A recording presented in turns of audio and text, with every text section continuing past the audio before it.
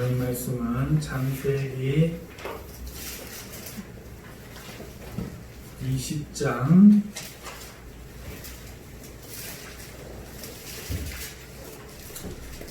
8절에서 18절 말씀입니다.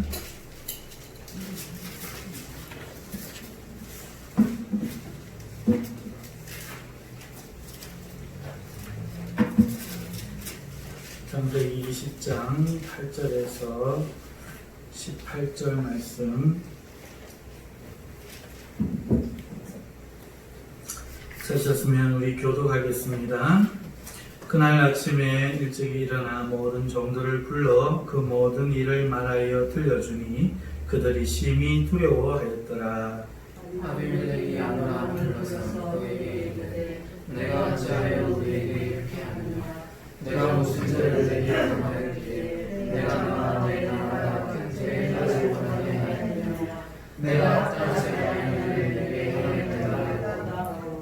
아비멜렉이 또 아브라함에게 이르되 내가 무슨 뜻으로 이렇게 하였느냐.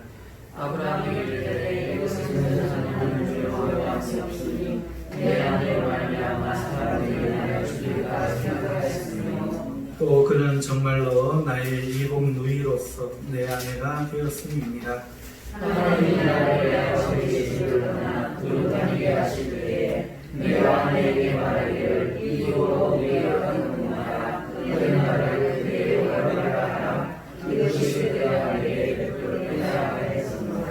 아비멜렉이 양과 소와 종들을 이끌어 아브라함에게 주고 그의 아내 사라도 그에게 돌려보내고 아브라함이 이르되 내 땅에 내 아내가 있으니 내가 거기에 좋은 데로 운전하라고.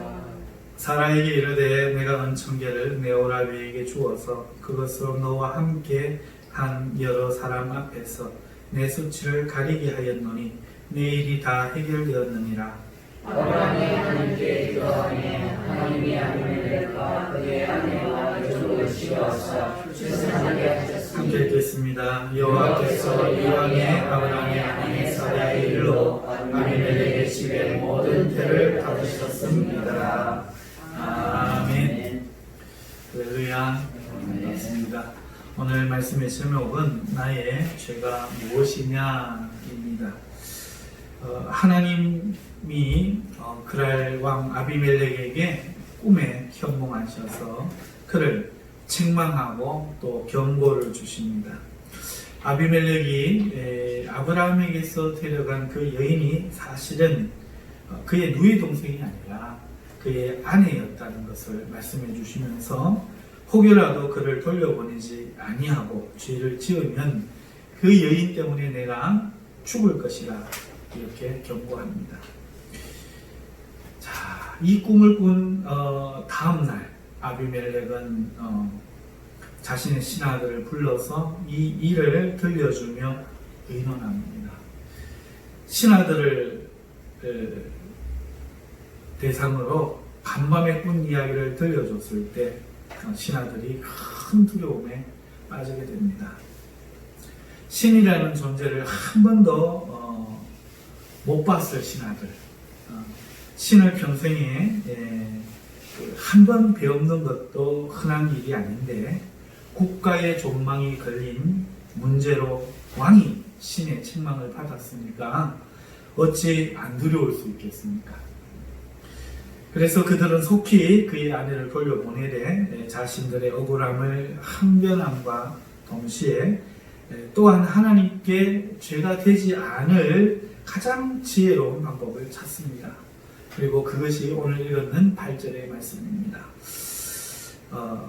그리고 9절 이후부터는 그들이 자신의 이 억울함을 아브라함에게 따지고 또 그러면서도 아브라함을 부끄럽게 만들고 또 그러면서도 하나님께 책망을 받지 않을 묘수를 쓴 장면들이 그 이후에 펼쳐집니다.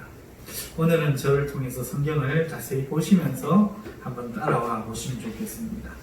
첫 번째, 이 아비멜렉은 9절에 보니까 아브라함을 부릅니다. 그리고 아브라함에게 그의 대답을 요구하는 질문을 하게 됩니다. 내가 어찌하여 우리에게 이런 일을 행하였느냐? 맞지요?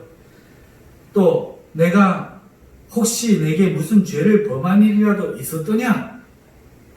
이렇게 묻습니다. 그리고 또 말합니다. 내가 아내를 누이라 숨겨 나로 아내로 삼게 만든 그 일로 인하여 나와 내 나라가 무슨 일을 겪은 줄 아느냐? 하마터면 나와 내 나라가 큰 죄에 빠질 뻔하였느니라. 너는 하나님 나라의 선지자라 하던데 내가 숨김으로 하여 나와 내 나라가 하나님께 큰 화를 입을 뻔하였으니 너의 이 행사가 어찌미냐? 너는 나에게 합당치 않은 일을 행하였다. 이렇게 추궁합니다. 정확합니까? 우리말로 제가 좀 각색을 했습니다. 그러나 된 것은 없습니다. 그러자 10절에 그리고 10절에 아비멜렉이 다시 말합니다. 한번 들어보자. 내가 무슨 뜻으로 이런 일을 내게 행하였느냐. 맞죠? 10절 그렇지요? 그러자 아브라함이 대답합니다. 11절입니다. 사실 나는 겁이 나서 그렇게 했다. 아브라함이 계속 말합니다. 이곳에 사는 사람들은 하나님을 두려워하지 않지 않느냐? 그러나 너희가 내 아내를 빼앗고자 나를 죽일 수 있을 것이라 나는 생각했다. 맞나요? 예. 이곳에 사는 사람들은 하나님을 두려워하지 않지 않느냐? 그러니 너희가 내 아내를 빼앗고자 나를 죽일 수도 있을 것이라고 나는 생각하고 두려워서 그렇게 했다. 이렇게 이야기하는 겁니다. 자, 이 말을 다른 말로 바꾸면 어떤 말이 될까요? 좀 오해해서 해석해 봅시다. 너희는 막대 먹은 사람들이요. 법이 없고 정의도 없는 사람들 아니냐. 그러니 내 아내를 뺏었고 나를 죽일 수도 있지 않느냐. 나는 살려고 그렇게 했다. 좀 조금 과하게 번역하면 그렇죠? 그런 뉘앙스를 갖죠. 그리고 12절에 또 이어서 말합니다. 또 그녀는 정말로 나의 이복 누이다. 다만 지금은 나의 아내가 되었을 뿐이다. 이것도 거기 있는 말을 조금 각색했지만 그대로지요. 네. 정말 내 이복 누이다. 지금은 내가 아내가 되었을 뿐이야. 이렇게 이야기하니까 여러분 이 말을 다른 말로 하면은 어때요? 나는 거짓말을 한 거 아니야. 사실이야. 사실을 이야기했을 뿐이야. 그치요? 네.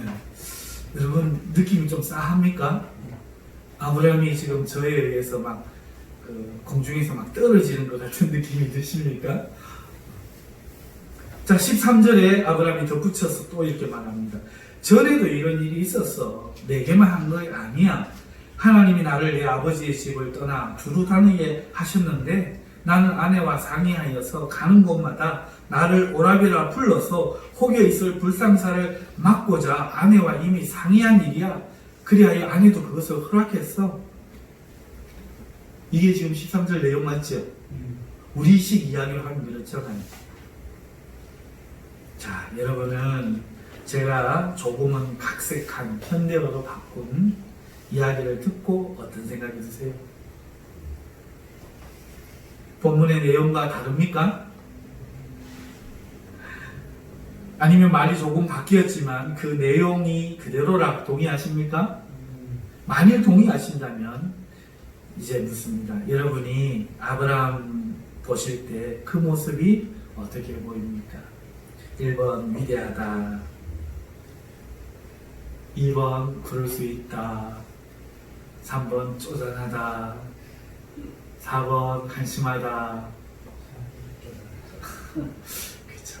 조상님에게 우리 그런 말을 하지 마시오.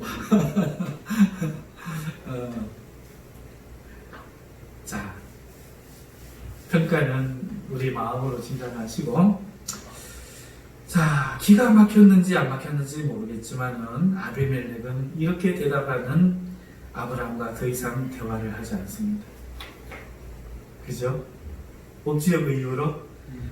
14절입니다. 대신에 아브라함의 양과 소와 종들을 이끌어 오게 합니다. 그리고는 아브라함에게 돌려줍니다.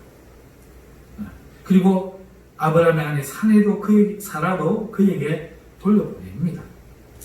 그리고 아브라함에게 책임을 묻는 말을 다시는 하지 않고 대신에 하나님을 의식하여서 지혜로운 두 가지 행동을 합니다. 15절을 아브라함에게 말합니다. 내 땅이 누구의 땅이요? 내 땅이 네 앞에 있으니 내 좋은 대로 거주하라 말합니다. 가타부타 더 이상 이제 아브라함이 그렇게 이야기하니까 말하지 않습니다.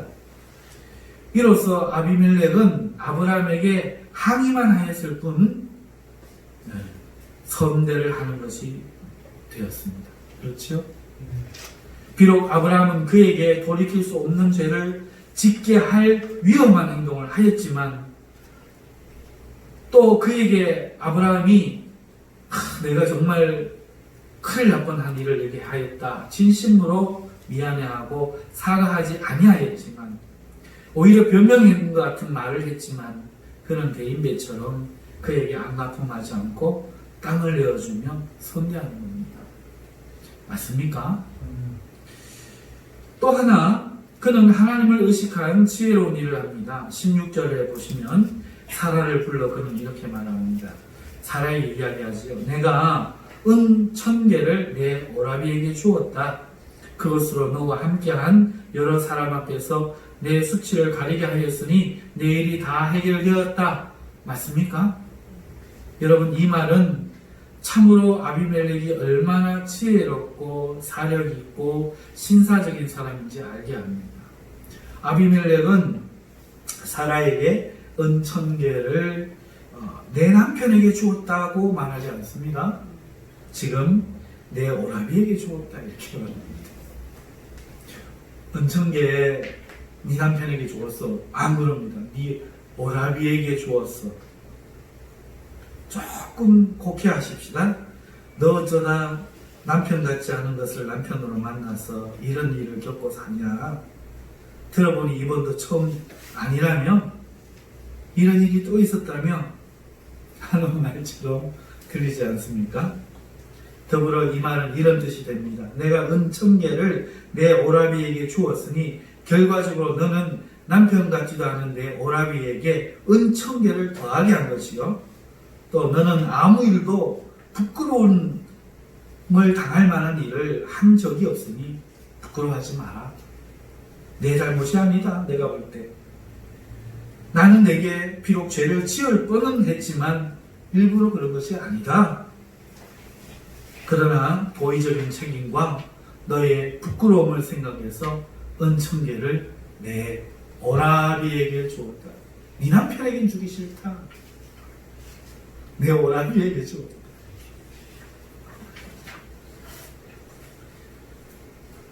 혹시 제 이야기에 동의가 되십니까?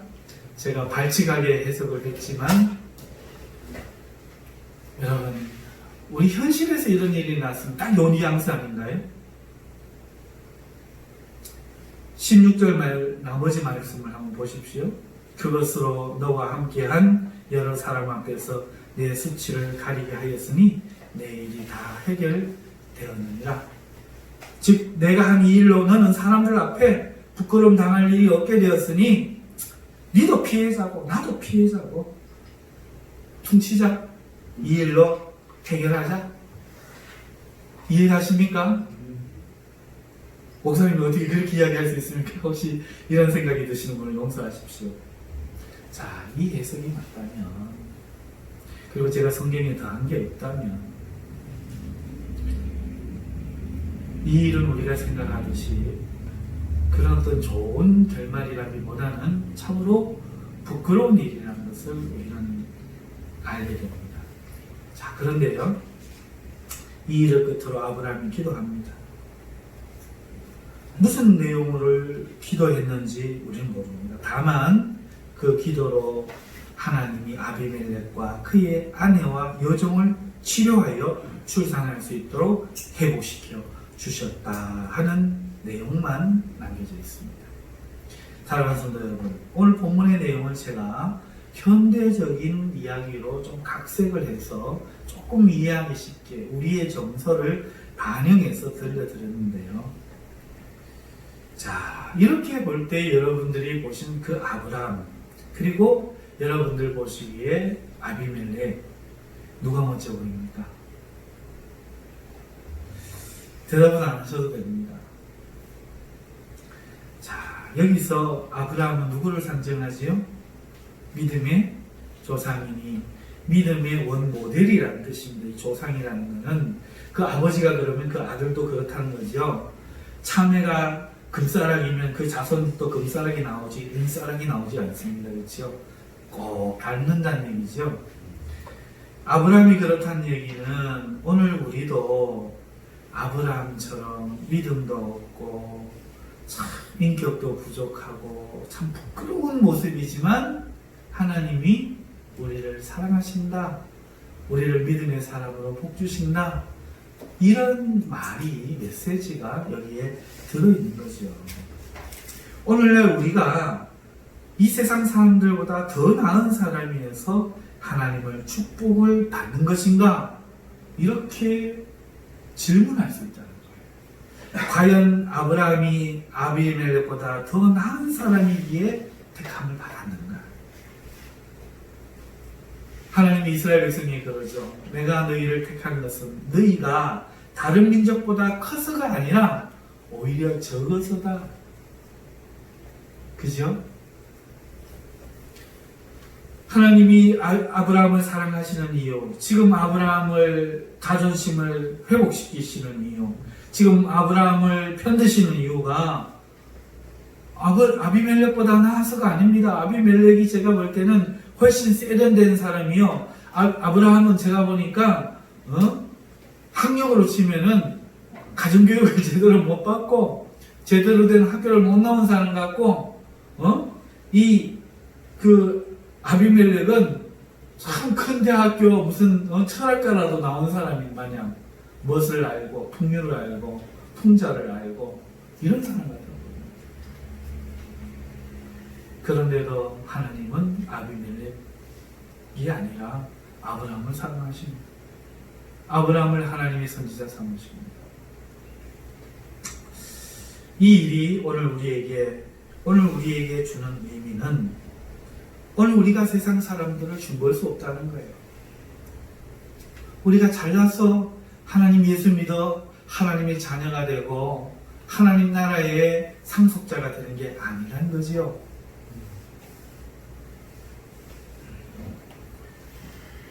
아브라함과 아비멜렉의 시시비비를 만약에 따지고자 한다면은 누가 하나님 책망을 들어야 합니까? 아브라함이지요.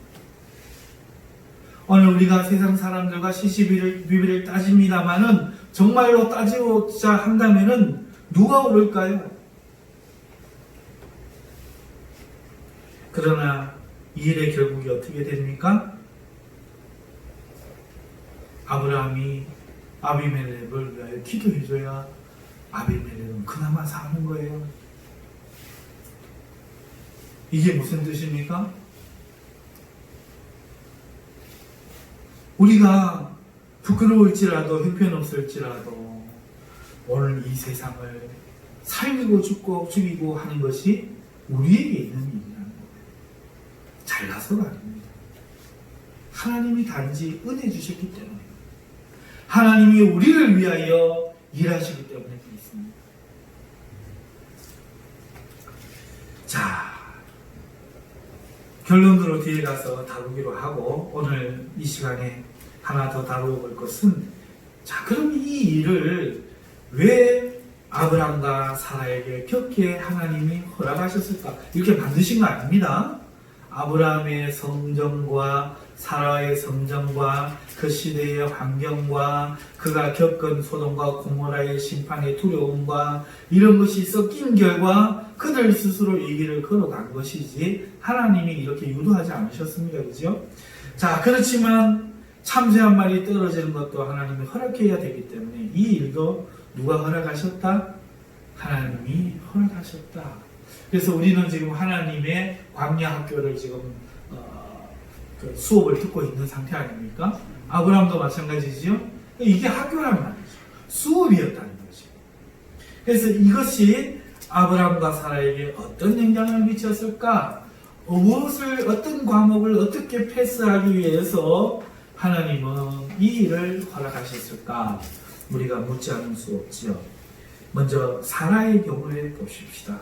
이 일로 인해서 아브라함의 아내 사라는 상처를 치유받습니다. 바로 내면의 상처지요. 자, 여러분, 사라의 입장에서 한번 생각해 봅시다. 그 당시에 여자의 기능은 뭐지요?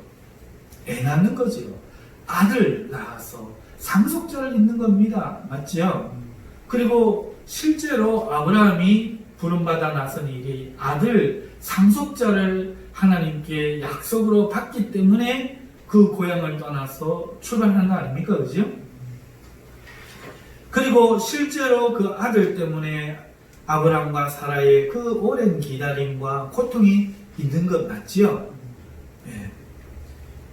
그렇기 때문에 사라 자신은 출산하지 못하는 여자라는 그 인식은 자기가 그 당시에 많은 여자들이 그랬던 것처럼 저주받은 여자라는 사회의 고정관념에 고통받았다는 겁니다.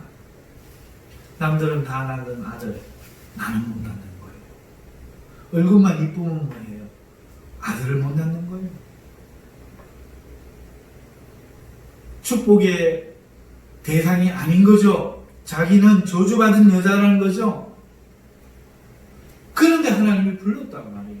그러니 아브라함과 함께 따라 나섰는데 그의 아내인 건 맞는데 자기는 축복의 대상이 아니라 오히려 아브라함에게 짐이요, 자기는 축복의 여자가 아니라 저주의 여자라는 그 관념에 의해 고통받고 스스로 아파하고 있었다는 거죠. 그게 속마음의 말입니다. 우리 성경에 이런 여인이 또 나오죠. 누굽니까? 한나 아닙니까? 네. 남편이 아무리 위로해도 위로가 안 되죠. 왜요? 남들이 보는 눈이 있잖아요. 가장 신경질 나는 건 뭡니까? 남편의 첩이 자기를 조롱하는 거죠. 남편이 위로한다고 될 일이 아니죠. 자, 이 고통이 있었다는 거죠. 아브라함이 하나님의 축복을 받기 위해 부름받았는데 그녀는 그에게 어울리지 않는 여자였던 겁니다. 자, 그러면 어떻게 됩니까? 마음의 상처로 인해서 열등감이 생기죠. 그러니까 당당해지지 못하지요.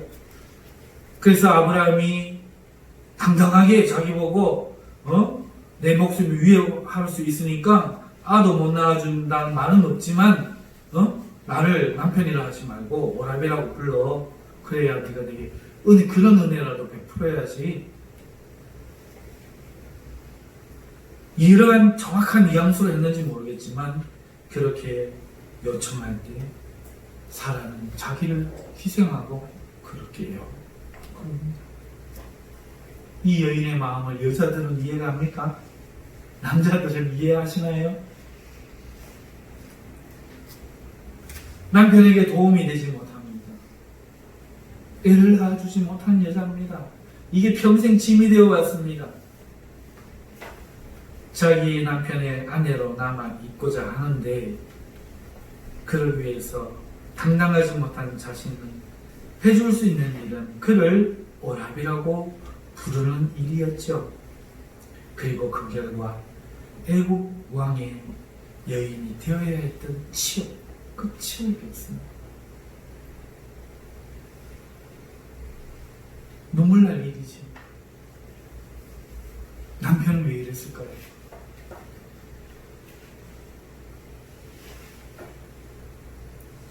그러나 그 치욕을 사라는 남편을 살리기 위한 그 수치를 남편을 살리기 위한 희생이었다고 의연하게 받아들입니다. 의연하게 받아들입니다.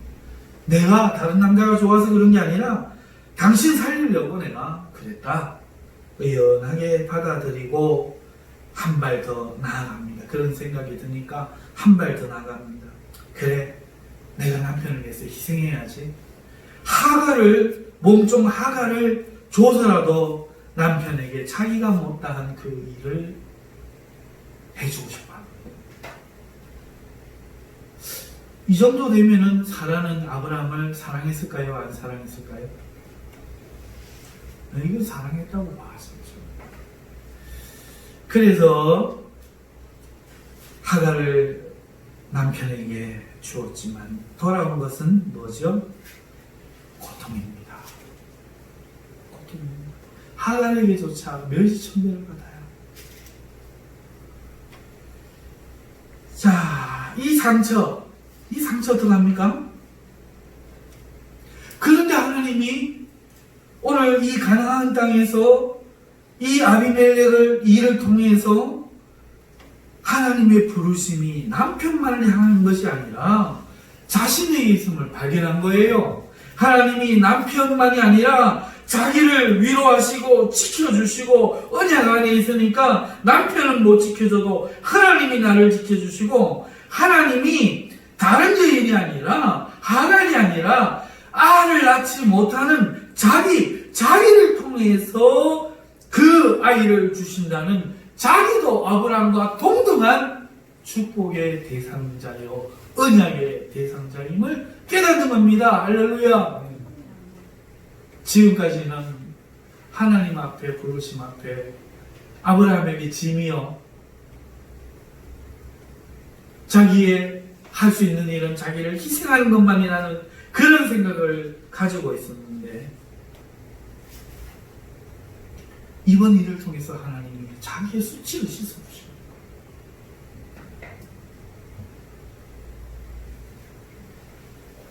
깊고 깊은 상처, 그 영혼의 상처, 그 내면의 열등감이 드디어 이 일로 인해서 치료받는 거죠. 아브라함의 이 어리석음과 부끄러움을 인해서 오히려 누가 치료를 받습니까? 그의 아내 사라가 이 학교를 졸업합니다. 수치와 부끄러움과 열등감과 이 학교를 졸업한단 말입니다. 내가 하나님의 언약의 대상자다, 아브라함만이 아니다, 하나님은 나도 부르셨구나, 나를 통해 이 일을 이루시구나, 당당한 아내구나, 이 생각을 하나님은 갖게 하는 거죠.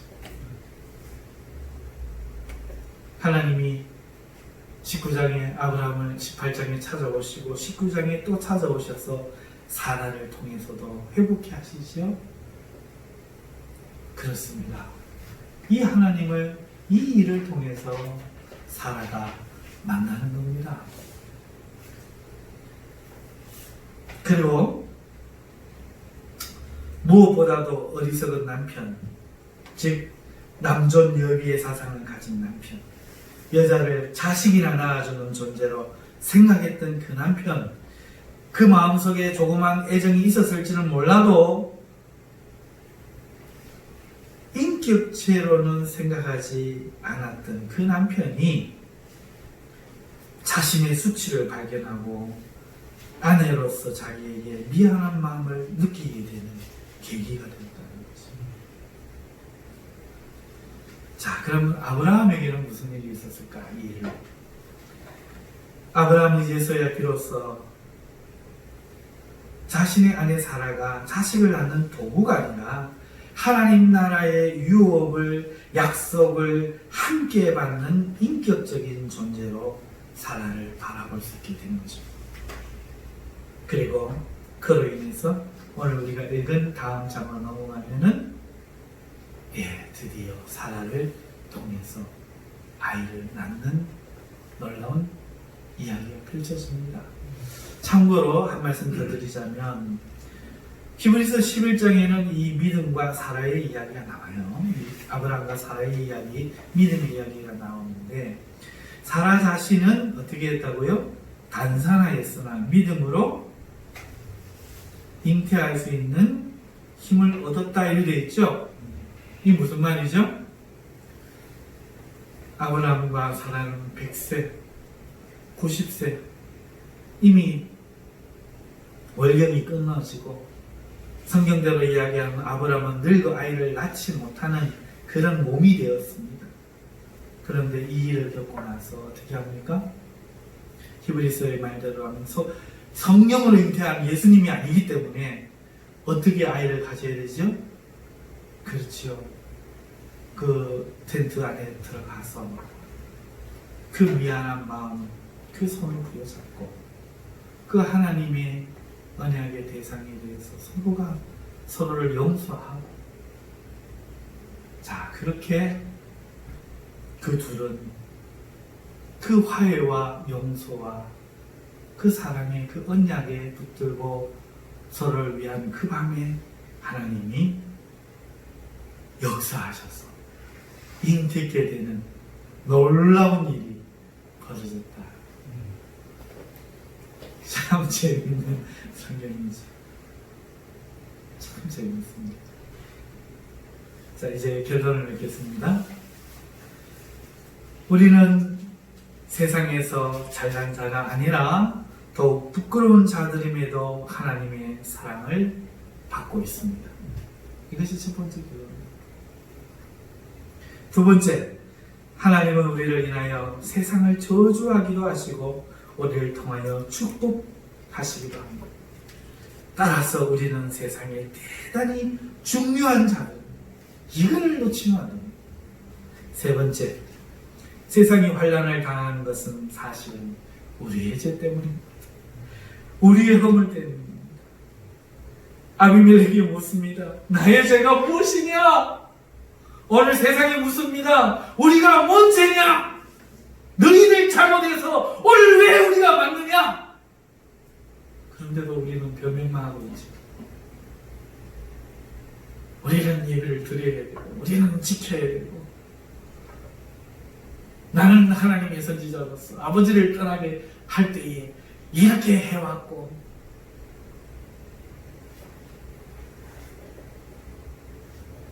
세상이 묻습니다.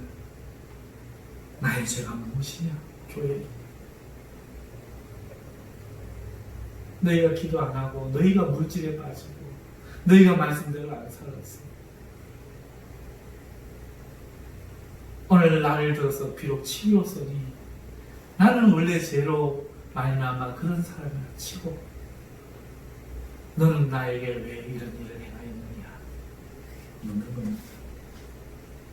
네 번째 결론, 세상이 우리를 추구할 때 그래서 변명하기보다는 우리는 솔직하게 미안하다, 잘못했다, 사과하는 태도가 신앙인의 태도입니다.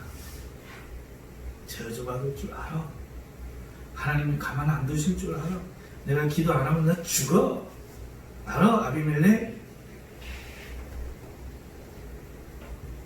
그게 아니라, 아비멜렉 미안하오.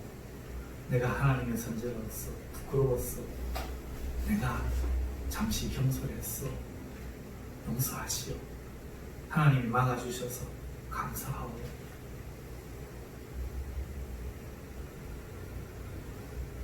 다섯 번째 결론입니다. 우리는 하나님의 약속을 함께 받을 형제 자매를 소중하게 여기고, 아이고 네 모습 보이면 안 되겠다. 너가 교회는 안 된다. 너가 교회는 오락해도 나오지도 않고, 이게 나갔다고 그게 잘하는 건 줄 아나? 하나님 뜻을 구별해야지. 그래서는 안 됩니다. 우리는 서로를 소중하게 여기게 됩니다. 하나님의 모든 교회는 하나님의 약속을 함께 받을 교회입니다. 서로를 비난하지 말고, 서로에게 죄짓지 말고, 서로를 나를 위한 존재로 생각하는 태도를 버리고 우리 서로가 인격적이 되어야 됩니다. 우리 형제들도 마찬가지입니다. 교회 한 교회 안에서도 우리가 서로 인격적으로 대하고, 원망하지 말고, 꼬꾸랑한 눈으로 바라보지 말고, 서로가 미안한 마음으로, 서로의 마음을 헤아리는 마음으로 우리가 사랑해야 될 줄로 믿습니다. 기도하겠습니다. 거룩하신 하나님 아버지, 은혜